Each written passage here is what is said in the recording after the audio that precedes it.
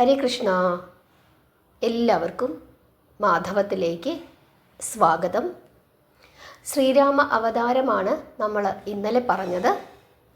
അങ്ങനെ ശ്രീപതി അയോധ്യയിൽ അവതരിച്ചു.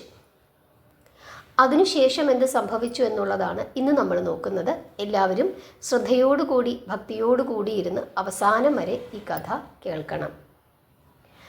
അയോധ്യയിൽ ശ്രീപതി ജനിച്ചപ്പോൾ ലങ്കയിലെ അധിപതിയായ രാവണന് ചില ആശങ്കകളുണ്ടായി. അദ്ദേഹത്തിൻ്റെ സിംഹാസനം ഇളകി എന്നാണ് രാമായണം പറയുന്നത്. രാവണൻ്റെ കിരീടം തറയിൽ വീണു എന്നും പറയുന്നുണ്ട്. എന്തുകൊണ്ടാണ് ഇങ്ങനെ സംഭവിക്കുന്നത് എന്ന ഒരു ആശങ്ക രാവണന് ഉണ്ടായി എന്നും ആ സമയത്ത് നിന്നെ വധിക്കുവാൻ ശ്രീപതി അവതരിച്ചിട്ടുണ്ട് എന്ന ഒരു അശരീരി രാവണൻ കേട്ടു എന്നും പറയുന്നുണ്ട്. പ്രഭു നാരായണൻ മനുഷ്യരൂപത്തിൽ അവതരിച്ചു കഴിഞ്ഞപ്പോൾ ദേവന്മാർ വാനര രൂപത്തിൽ ജനിക്കുന്നു. ദേവന്മാർ വാനര സ്ത്രീകളെ പ്രാപിച്ചു എന്നും അവരിൽ പുത്രോൽപാദനം നടത്തി എന്നുമാണ് പറയുന്നത്. ഇന്ദ്രദേവൻ പുണർന്ന വാനര സ്ത്രീ പ്രസവിച്ച കുട്ടിയാണ് ബാലി എന്നാണ് പറയുന്നത്. അങ്ങനെ വരുമ്പോൾ ബാലി ഇന്ദ്രൻ്റെ പുത്രനാണ്. സൂര്യൻ പുണർന്നപ്പോൾ സൂര്യ തേജസ്സോടുകൂടി സുഗ്രീവൻ ജനിച്ചു എന്ന് പറയുന്നുണ്ട്. അങ്ങനെ ഓരോരോ ദേവന്മാരും ഓരോ വാനര സ്ത്രീകളെ പ്രാപിച്ചപ്പോൾ അവർക്കൊക്കെ പുത്രന്മാരുണ്ടായി.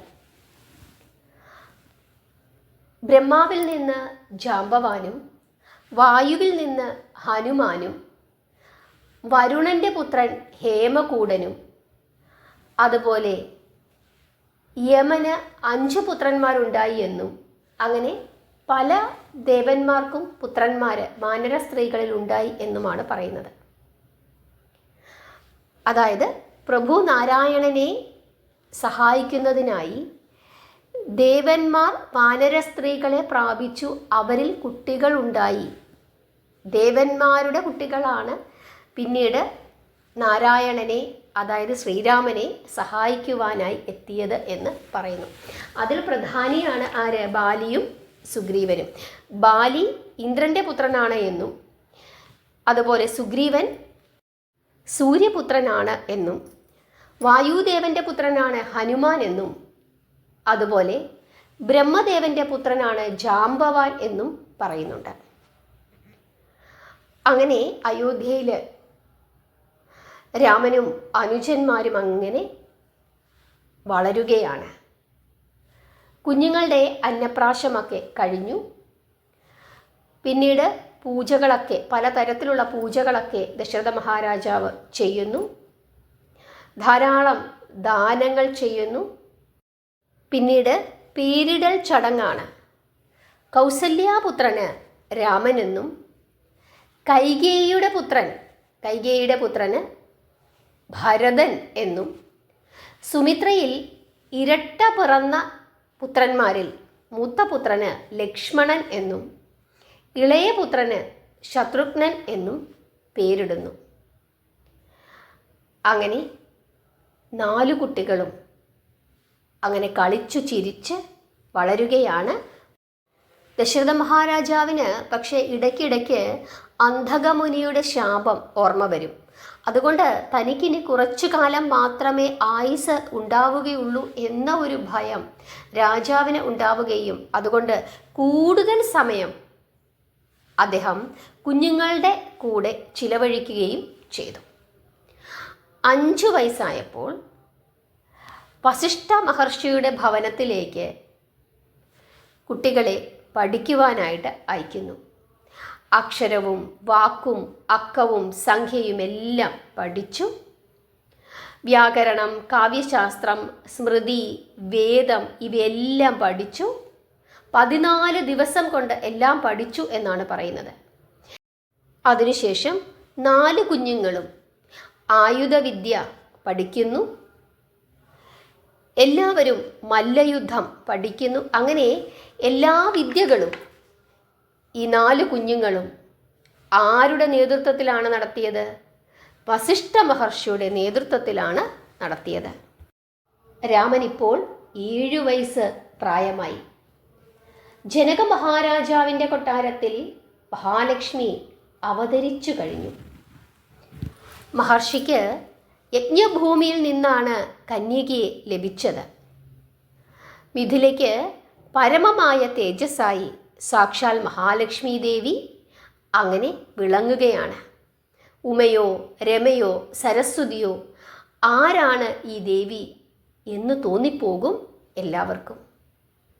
അത്ര മനോഹരമായ രൂപമായിരുന്നു, അതിസുന്ദരിയായിരുന്നു, സ്വഭാവശുദ്ധിയുള്ളവളായിരുന്നു, എല്ലാ തരത്തിലും യോഗ്യയായിരുന്നു. സീതയെ ആർക്കു നൽകും? സീതയ്ക്ക് യോഗ്യനായ വരനെ എങ്ങനെ കണ്ടെത്തും? ഇങ്ങനെയൊക്കെ ജനക മഹാരാജാവ് ഇടയ്ക്കിടയ്ക്ക് ആശങ്കപ്പെടുകയും ചെയ്യുമായിരുന്നു. ജനക മഹാരാജാവിൻ്റെ ഈ ആശങ്ക മനസ്സിലാക്കിയ ഇന്ദ്രൻ ബ്രഹ്മദേവൻ്റെ അടുത്തു ചെന്നിട്ട്, സീതാദേവി ദിനംതോറും വളരുകയാണ്. രാമന് പക്ഷേ 7 വയസ്സ് മാത്രമേ പ്രായമായിട്ടുള്ളൂ. സീതയെ മറ്റാർക്കെങ്കിലും വിവാഹം ചെയ്തു കൊടുത്താൽ കാര്യങ്ങളെല്ലാം അവതാളത്തിലാകുമെന്ന് ഇന്ദ്രൻ ബ്രഹ്മദേവനോട് പറയുന്നു. അതനുസരിച്ചിട്ട് അവർ 2 പേരും കൂടി എവിടേക്ക് പോകുന്നു? കൈലാസത്തിലേക്ക് പോകുന്നു. അവിടെ ചെന്നിട്ട് മഹേശ്വരനോട് ബ്രഹ്മാവ് പറയുകയാണ്, അല്ലയോ മഹാദേവ, ജനക രാജധാനിയിൽ സീത വളരുകയാണ്. സീതയെ രക്ഷിക്കണം. രാമനല്ലാതെ മറ്റാരും സീതയെ വിവാഹം കഴിക്കരുത്. ഇങ്ങനെ പറഞ്ഞ് ബ്രഹ്മദേവൻ വിട വാങ്ങുന്നു. ഉടൻ തന്നെ പരമശിവൻ എല്ലാ കാര്യങ്ങളും മനസ്സിലാക്കിയിട്ട് പരശുരാമനെ വിളിപ്പിക്കുന്നു. എൻ്റെ വില്ലെടുത്ത് ജനക മഹാരാജാവിൻ്റെ രാജധാനിയിൽ കൊണ്ടുചെന്ന് വെക്കണം. എന്നിട്ട് ജനകനോട് പറയണം, ഈ വില്ല് കുലച്ച് ആരാണോ മുറിക്കുന്നത് അയാൾക്ക് മാത്രമേ ജാനകിയെ വിവാഹം ചെയ്ത് കൊടുക്കുവാൻ പാടുള്ളൂ എന്ന് പറയണം. എന്നിട്ട് പരമശിവൻ പരശുരാമനോട് വീണ്ടും പറയുകയാണ്, 3 ലോകത്തിലും നാരായണനല്ലാതെ മറ്റാർക്കും അതിന് കഴിയുകയില്ല എന്നും പറയുന്നു. അങ്ങനെ പരമശിവൻ്റെ ആജ്ഞ അനുസരിച്ചിട്ട് പരശുരാമൻ ശൈവചാപം എടുത്തുകൊണ്ട് പുറപ്പെടുന്നു. അങ്ങനെ ശൈവചാപവുമായി ജനക മഹാരാജാവിൻ്റെ കൊട്ടാരത്തിലെത്തുന്നു. ജനക മഹാരാജാവ് പരശുരാമനെ സ്വീകരിക്കുന്നു. എന്താണ് ആവശ്യമെന്ന് രാജാവ് ചോദിക്കുന്നു. അങ്ങയുടെ മകൾ സീതയെ തന്നാൽ ഞാൻ അവളെ വിവാഹം കഴിക്കാമെന്ന് പരശുരാമൻ പറയുന്നു. അപ്പോൾ ജനകൻ പറയുകയാണ്, നല്ല കാര്യം, പക്ഷേ സീത കുട്ടിയാണ്. അവൾക്ക് വിവാഹപ്രായമാകുമ്പോൾ അങ്ങ് പറഞ്ഞതുപോലെ ചെയ്യാമെന്ന് പറയുന്നു. എന്നിട്ട് വീണ്ടും ജനക മഹാരാജാവ് ചോദിക്കുകയാണ്, അല്ലയോ പരശുരാമ, ഇനി അങ്ങ് വന്നില്ലെങ്കിൽ ആർക്കാണ് ഞാൻ എൻ്റെ കന്യകയെ നൽകേണ്ടത്? ഉടൻ തന്നെ പരശുരാമൻ പറയുകയാണ്, എൻ്റെ വില്ല് ഇവിടെ വെച്ചേക്കാം. ഇത് കുലച്ച് ഞാൻ കെട്ടുന്നത് ആരാണോ അവന് കന്യകയെ കൊടുക്കാം എന്ന് പറയുന്നു. എന്നിട്ട് പരശുരാമൻ തപസ്സിനായി കാട്ടിലേക്ക് പോകുന്നു. അങ്ങനെ ശൈവചാപം ജനകൻ്റെ ഗൃഹത്തിൽ പ്രതിഷ്ഠിക്കുന്നു. വില്ലിൻ്റെ കഥ കേട്ട് ധാരാളം രാജാക്കന്മാർ ജാനകിയെ വിവാഹം കഴിക്കുന്നതിനായിട്ട് മിഥിലയിലേക്ക് എത്തിച്ചേരുന്നു. വന്നവരൊക്കെ പരാജയപ്പെടുകയാണ് ചെയ്തത്. ഈ സമയം ദശരഥ മഹാരാജാവ് 4 പുത്രന്മാരോടൊപ്പം സുഖമായി അയോധ്യയിൽ അങ്ങനെ താമസിക്കുകയാണ്. അങ്ങനെ ഇരിക്കുന്ന അവസരത്തിൽ മുനിമാർ പലതരത്തിലുള്ള യജ്ഞങ്ങൾ ചെയ്യുന്നു. പക്ഷേ ഈ യജ്ഞങ്ങളൊക്കെ രാക്ഷസന്മാർ തടയുന്നു. അവരുടെ പ്രവൃത്തികൾ മൂലം യജ്ഞങ്ങൾ പൂർത്തിയാക്കുവാൻ സാധിക്കുന്നില്ല.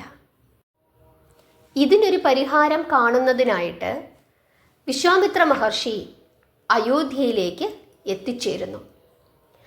അയോധ്യയിലേക്ക് എത്തിച്ചേർന്ന വിശ്വാമിത്ര മഹർഷിയെ ദശരഥ മഹാരാജാവ് സ്വീകരിക്കുന്നു. എന്നിട്ട് ആഗമന ഉദ്ദേശം ചോദിക്കുന്നു. അപ്പോൾ വിശ്വാമിത്ര മഹർഷി, രാക്ഷസന്മാരുടെ ശല്യം കാരണം ഞങ്ങൾക്ക് യജ്ഞങ്ങൾ ചെയ്യാൻ സാധിക്കുന്നില്ല. യജ്ഞങ്ങൾ ലോകക്ഷേമത്തിന് ആവശ്യമാണ്, ഇല്ലെങ്കിൽ രാജ്യം മുടിയുമെന്ന് പറയുന്നു. അതുകൊണ്ട് യജ്ഞങ്ങൾ സംരക്ഷിക്കുന്നതിന് വേണ്ടി, ഞങ്ങളെ സംരക്ഷിക്കുന്നതിന് വേണ്ടി രാമനെ അയക്കുവാൻ ദശരഥ മഹാരാജാവിനോട് പറയുന്നു. ഹരേ കൃഷ്ണ. ദശരഥ മഹാരാജാവ് ധർമ്മസങ്കടത്തിലാകുന്നു. രാമനെ അയക്കില്ല എന്ന് പറയുന്നു. പിന്നീട് എന്താണ് സംഭവിച്ചത്, വിശ്വാമിത്ര മഹർഷി എന്തു പറഞ്ഞു എന്നുള്ള കാര്യം നമുക്ക് നാളെ നോക്കാം. അതിനു വേണ്ടിയിട്ട് നിങ്ങളെല്ലാവരും കാത്തിരിക്കണം. രാമൻ്റെ ജീവിതത്തിലെ വലിയ സംഭവങ്ങളിലേക്കാണ് ഇനിയുള്ള ദിവസങ്ങൾ നമ്മൾ കടന്നു പോകുന്നത്. ശ്രീരാമചന്ദ്രൻ്റെ കൂടെ യാത്ര ചെയ്യാനായി എല്ലാവരും തയ്യാറെടുക്കണം. നാമം ജപിക്കണം, പ്രാർത്ഥിക്കണം. മാധവത്തിൻ്റെ കൂടെ ഇരുന്ന് ഈ കർക്കിടക മാസം മുഴുവനും രാമായണത്തിലെ കഥകൾ കേട്ട് പ്രാർത്ഥിക്കുക. ഹരേ കൃഷ്ണ.